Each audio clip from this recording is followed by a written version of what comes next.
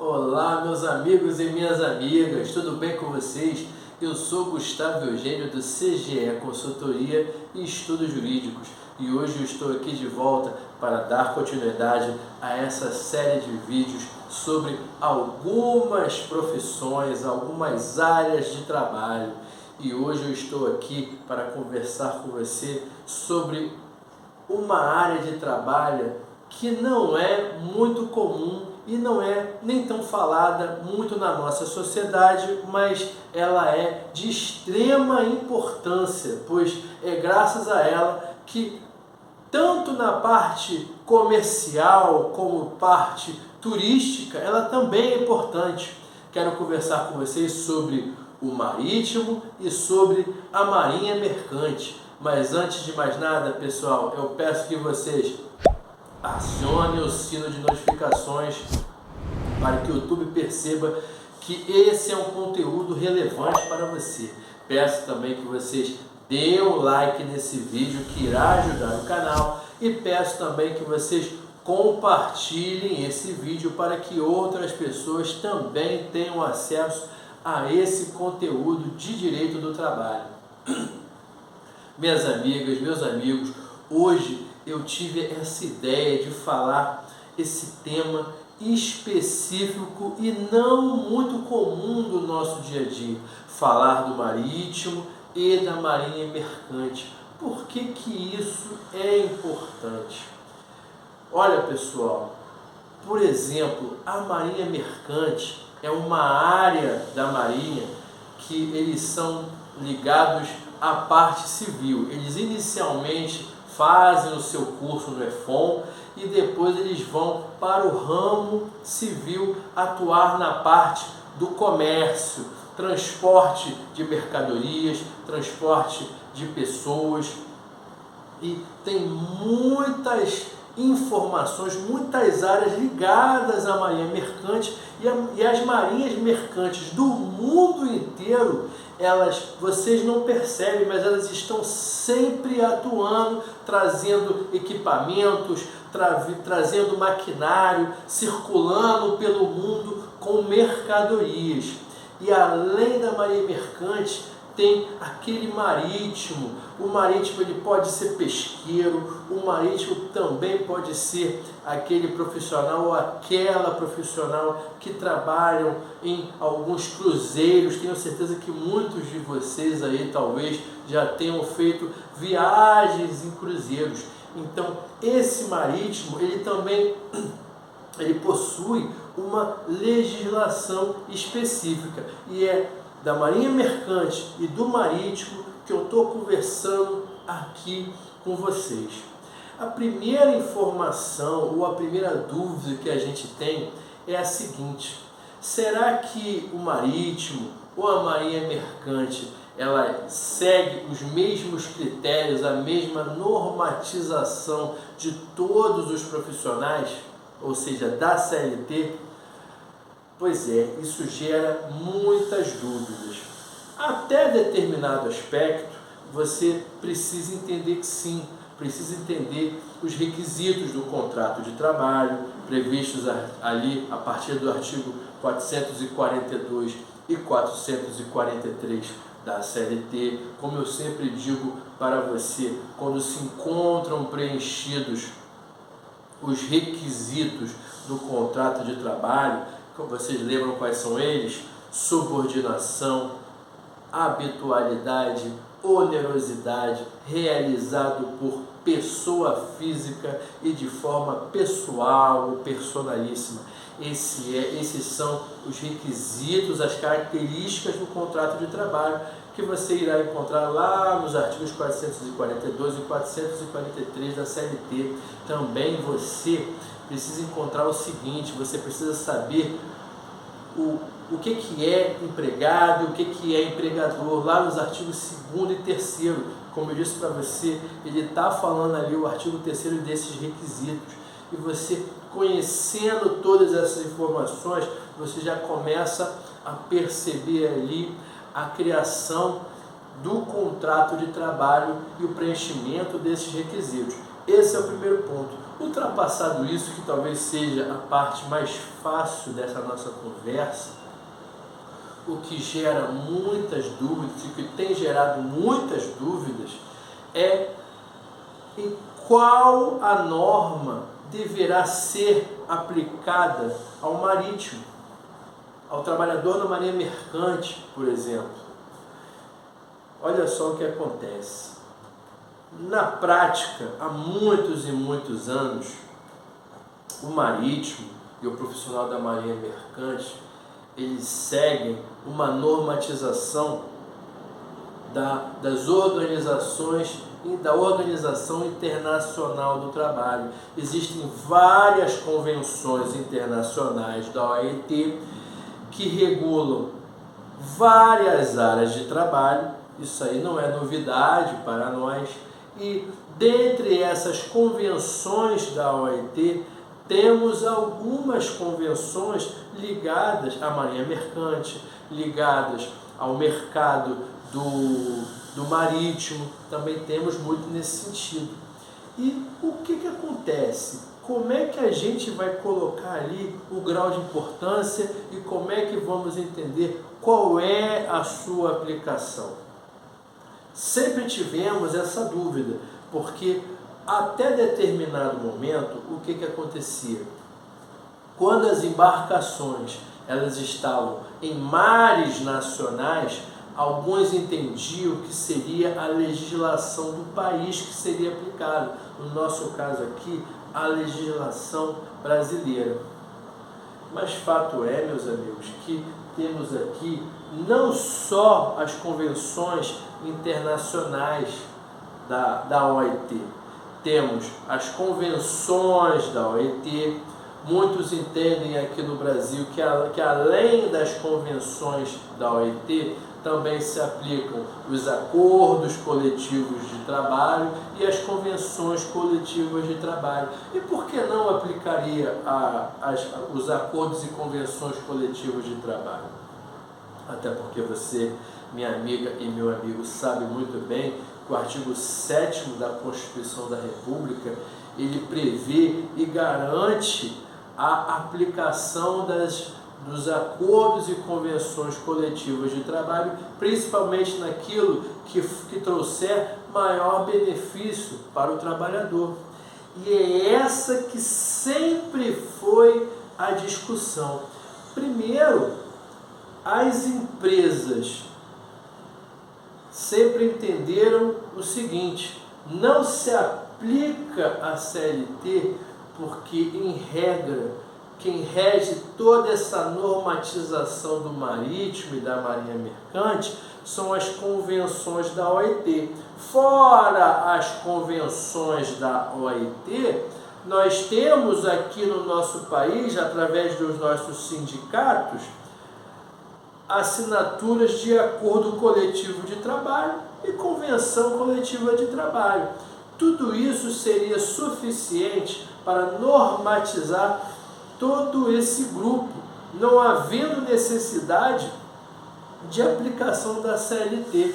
Fora que o artigo 248 e seguintes da CLT, ele só fala até certo ponto de jornada de trabalho. Ele não fala praticamente mais nada sobre direitos, deveres e obrigações dos marítimos, tampouco da marinha mercante. Muito embora, quando você olhe lá na CLT, procure ali no índice remissivo ou no glossário, você vai encontrar da marinha mercante, artigo 248 e seguinte. Mas ele não fala muita coisa, fala só dessa questão da jornada de trabalho e fala pouco ao final. Então, acaba que se aplica muito, tradicionalmente, as convenções da OIT. Mas, precisamente, por exemplo, eu posso colocar aqui a Convenção 146, que fala sobre férias. Uma das primeiras, se não a primeira convenção lá na OIT que trata dos marítimos e da marinha mercante é a Convenção número 7, que trata do trabalho mínimo Temos outras convenções aqui, por exemplo, a Convenção 164, que trata da proteção à saúde e assistência médica. Tem muitas convenções do OIT que elas estão ali para normatizar. Então, não haveria essa necessidade. Mas outra coisa que você precisa saber é que, primeiro, voltando aqui, só para a gente não se esquecer que nós estamos conversando sobre o quê? Convenções da Organização Internacional do Trabalho. Você sabe muito bem, minha amiga e meu amigo, que uma convenção internacional, ela cria regras e obrigações, direitos e obrigações para todos aqueles signatários. O Brasil, por exemplo, ele é signatário dessas convenções internacionais da OIT, ou seja, o Brasil, sendo que signatário, ele tem que cumprir essa normatização regulada para todos os signatários. Por exemplo, aqui, como eu coloquei, se o Brasil é signatário, ele tem que seguir a Convenção da OIT número 146, que fala das férias. Também a idade mínima para se trabalhar embarcado, que foi a primeira, a Convenção da OIT número 7. E tem muitas outras aqui, outras convenções da Organização Internacional do Trabalho, que o Brasil ele tem que seguir. Não se esqueça, porém, de um detalhe, que a convenção, as convenções internacionais, elas têm procedimento próprio e características de forma a adentrar no ordenamento jurídico brasileiro. Isso aí é um procedimento, mas de qualquer forma você nunca poderá esquecer que para que essa convenção internacional, essa convenção da OIT, ela tenha utilidade aqui, tenha aplicabilidade, ela certamente terá que estar, meus amigos e minhas amigas, em consonância com a Constituição da República Federativa do Brasil. Nenhuma norma, você sabe muito bem que nenhuma norma interna ou externa valerá mais do que a nossa carta maior, do que a nossa lei maior, que é a Constituição da República. Assim, como nós estamos vendo aqui, ainda que haja a CLT, como eu disse, há pouca normatização da CLT. Então, o que acontece? Na maioria das vezes, nós iremos nos utilizar aqui, das convenções da OIT, que essa é a prática do dia a dia. Só que nós sabemos muito bem que todas essas questões de lei penal, de lei trabalhista no espaço, ela é muito relativizada aqui na CLT. No nosso ordenamento jurídico, você conhece muito bem os princípios trabalhistas: norma mais favorável, condição mais benéfica, princípio da proteção ao trabalhador. Muitas vezes o legislador pátrio, ou melhor, muitas vezes o jurista pátrio, ele irá olhar o caso concreto e, analisando, ele irá verificar, por exemplo, que alguma dessas normas é em desfavor do trabalhador brasileiro. Então, com base nos princípios de direito do trabalho que regem o direito brasileiro, certamente ele terá a tendência de aplicar a norma trabalhista brasileira. E isso sempre gera muita controvérsia, porque é aquela história: a empresa diz que o que vale são os acordos e convenções coletivas e as convenções da Organização Internacional do Trabalho, e, por outro lado, os reclamantes vão se valer da CLT. E quem ganha com isso? Não ganha ninguém. porque para começo de conversa, gera muita controvérsia e muitas dúvidas. Você irá encontrar decisões para tudo que é lado. E não por outra razão foi editada a Lei 10.671 do ano de 2021. É uma lei bem fresquinha, que tentou uniformizar toda essa legislação internacional. Veio uma convenção e tentou criar essa lei para unificar tudo da melhor forma possível. O que gerava dúvidas, por exemplo. Uma das grandes dúvidas dessa área seria qual a norma que seria aplicada em cada caso. Por exemplo, inicialmente, você sempre tinha um conceito básico que a legislação cabível seria da bandeira da empresa, da bandeira da embarcação. Contudo, quando estávamos aqui, essas embarcações se encontravam em mares nacionais, o que era adotado? Valeria a legislação territorial, ou seja, por mais que a embarcação fosse francesa, se tivesse em mares brasileiros, teria aplicação à norma brasileira. Agora, se ela tivesse em mares internacionais, seria aplicada a norma francesa, ou a norma da bandeira, por exemplo. Agora, com essa normatização, com a Lei 10.671 de 2021, foi unificado o seguinte regramento. O que vale, a legislação a ser aplicada é a legislação da bandeira do país, sem muita história, sem muitas exceções. Basicamente seria isso, a legislação da bandeira do país. Mesmo aqui em mares brasileiros, seria aplicada a lei da bandeira da embarcação. Mas como eu disse para vocês, isso sempre gera muitas controvérsias. Essa legislação, cá entre nós, minhas amigas e meus amigos, é bem recente, é de 2021. Provavelmente muitas coisas nem chegaram lá no TST, quiçá súmula do TST. Ainda está em discussão ações em primeira instância e provavelmente ações em segunda instância. Foi o que aconteceu aqui no TRT-15. Eu separei aqui para nós um julgado do TRT que falava o seguinte, pessoal. Olha a história.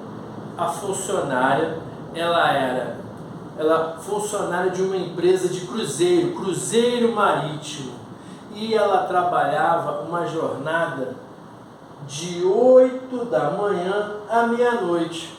Até é informado nesse processo, nessa petição inicial, que ela tinha 2 intervalos durante toda essa jornada. Ela tinha 2 intervalos, se não me engano, de 1 hora e 30 minutos.